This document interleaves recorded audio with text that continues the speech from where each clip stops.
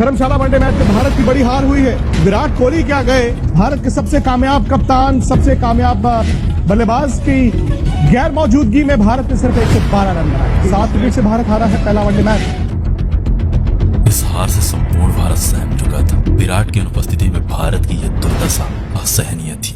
माही के अलावा कोई भी इंडियन बल्लेबाज श्रीलंका के गेंदबाजों का सामना न कर सका। नतीजन टीम इंडिया श्रीलंका के सामने 112 रन के स्कोर पर ऑल आउट हो चुकी थी। लंका के सामने टीम इंडिया का ये समर्पण संपूर्ण भारत के लिए असहनीय था।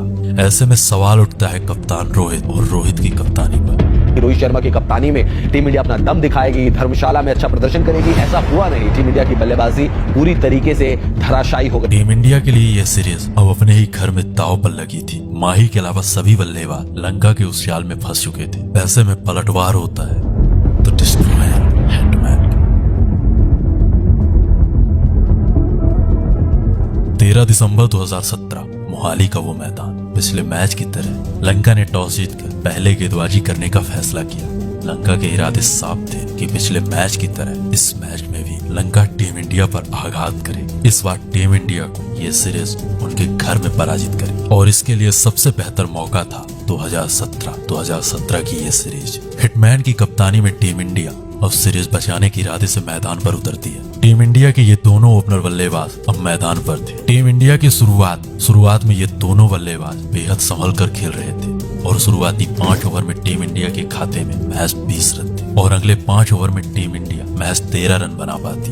लंका के गेंदबाजों का डोमिनेंस अपने चरम पर था। लंका के ये गेंदबाज इन दोनों बल्लेबाजों को रोक कर रखे हुए थे। शिखर 28 गेंदों में 17 रन बनाकर, वहीं रोहित 32 गेंदों में महज 15 रन बना सके थे। पावर प्ले खत्म होने के बाद इन दोनों बल्लेबाजों ने रन गति को थोड़ी आगे बढ़ाया। 11वें ओवर में परेरा को बैक टू बैक 2 चौके लगाकर एक बार फिर से धवन ने प्रदीप को 3 चौके लगा दिए। वक्त के साथ धवन का अर्धशतक आ चुका था। धवन का बल्ला रंग में नजर आ रहा था। पावर प्ले के बाद शिखर बेफिक्र हो चुके थे और धीरे धीरे वो अपने बल्ले से लंका के गेंदबाजों पर प्रहार करना प्रारंभ कर चुके थे।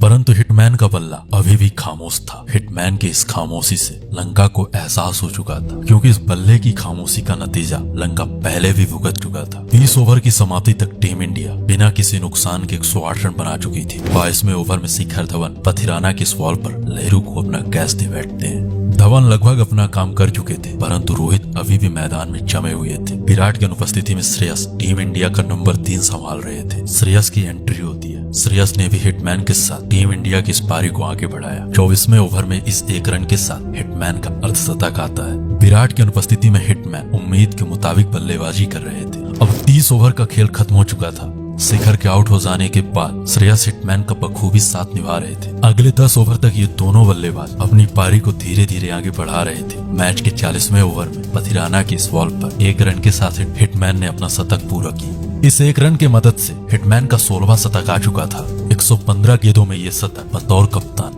हिटमैन के लिए एक अचीवमेंट थी। परंतु हिटमैन के इस शतक से हिटमैन के फैंस खुश नहीं थे। उन्हें उम्मीद थी कि हिटमैन कुछ कमाल कर दिखाएंगे। ऐसे में बचे थे मैच के अगले 10 ओवर और यहाँ से प्रारंभ होता है द हिटमैन। रोहित ने सबसे पहले प्रदीप को 11 रन, फिर 42वें ओवर में लकमल को 12 रन, फिर 44वें ओवर में ये 4 बड़े छक्कों के साथ ये 26 रन। हिटमैन की ये कहानी यहीं खत्म नहीं होती। हिटमैन के सामने अब लंका का कोई भी गेंदबाज आ रहा था, उसे बैक टू बैक बड़े छक्के लग रहे थे। हिटमैन का बल्ला अब तो सिर्फ रन ही रन उगल रहा था। श्रीलंका का खेमा परेशान हो चुका था। आखिर गेंदबाजी करे तो करे कहाँ, क्योंकि लंका का हर गेंदबाज अब 15 से 20 रन लुटा रहा था। अब टीम इंडिया का स्कोर 300 के पार पहुंच चुका था। हिटमैन का बल्ला 150 के पार खेल रहा था। लंका के गेंदबाज मैदान में रो रहे थे। 150 के बाद हिटमैन और ज्यादा विस्फोटक और ज्यादा खतरनाक हो चुका था। 47वें ओवर में एक बार फिर से हिटमैन ने प्रदीप को अपना शिकार बनाया और प्रदीप के इस ओवर में 18 रन कूट दिए। 38वें ओवर में एक बार फिर से परेरा को 13 रन चढ़ दिए। आखिरी 2 ओवर में हिटमैन ने 32 रन चढ़ दिए। इस दुक्के के साथ रोहित शर्मा का यह दोहरा शतक आ चुका था। उनकी ये ड्राइव, उनके आत्मसमर्पण, उनके प्यार को प्रकट कर रहा था। कुछ इन्हीं बड़े शॉटों के साथ हिटमैन का तीसरा दोहरा शतक आ चुका था। दुनिया रोहित के इस दोहरे शतक का इस्तकबाल कर रही थी। अब हिटमैन विश्व का मात्र इकलौता ऐसा प्लेयर बन चुका था जिसके पास इंटरनेशनल क्रिकेट के इतिहास में 3 दोहरे शतक थे। लंका के खिलाफ मोहाली के मैदान में वनडे में ये तीसरा दोहरा शतक लगाया है रोहित शर्मा और वो ऐसे खिलाड़ी बन गए दुनिया के जिनके नाम 3 दोहरे शतक हो गए। 200 का महानायक 200 का महानायक अब ना तो सचिन तेंदुलकर रहे, ना ही सहवाग रहे। ये नाम अब खिताब जो है रोहित शर्मा के नाम चला गया। क्योंकि रोहित ने महज 153 गेंदों में 208 रनों की ताबड़तोड़ पारी खेली। इस पारी की बदौलत टीम इंडिया 392 का स्कोर बना चुकी थी। रोहित के इस तूफान के सामने श्रीलंकाई गेंदबाज अब सरेंडर कर चुके थे। उनके करियर का यह तीसरा दोहरा शतक उनकी कहानी, उनके करिश्मे को बयां कर रहा था। रोहित ने अपने इस दोहरे शतक में पहला 115 गेंदों में बनाया, वहीं आखिरी की 38 गेंदों में 108 रन बनाए। हिटमैन ने अपनी इस पारी में 12 छक्के और 13 चौके लगाए थे। रोहित की इस पारी ने लंका के गेंदबाजों के धागे खोल दिए। इस दिन एक बार फिर से ये सिद्ध हो चुका था कि अगर हिटमैन का बल्ला चलता है तो रिकॉर्ड्स टूटते नहीं, रिकॉर्ड्स बनते हैं और गेंदबाजों के करियर खत्म होते हैं। इस सीरीज के पहले मैच में टीम इंडिया 112 पर ऑल आउट हो चुकी थी। वहीं इस सीरीज के दूसरे मैच में अकेले हिटमैन ने 208 रनों की नाबाद पारी खेली। इस पारी से हिटमैन उन लोगों को जवाब दे चुके थे जो हिटमैन और हिटमैन की कप्तानी पर सवाल उठा रहे थे। रोहित की इस विशाल पलटवार से लंका हैरान था। ये रहा टीम इंडिया के बल्लेबाजों का स्कोर कार्ड।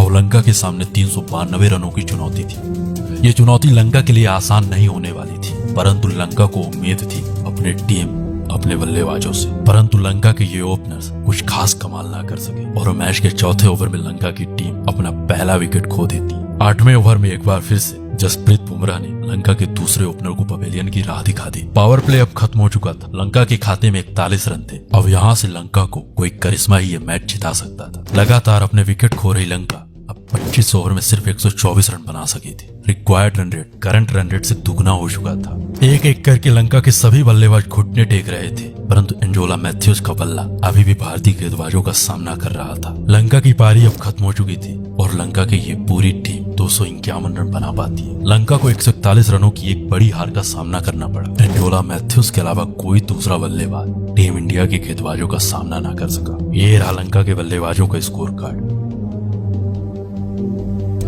और ये रहा टीम इंडिया के गेंदबाजों का स्कोर कार्ड।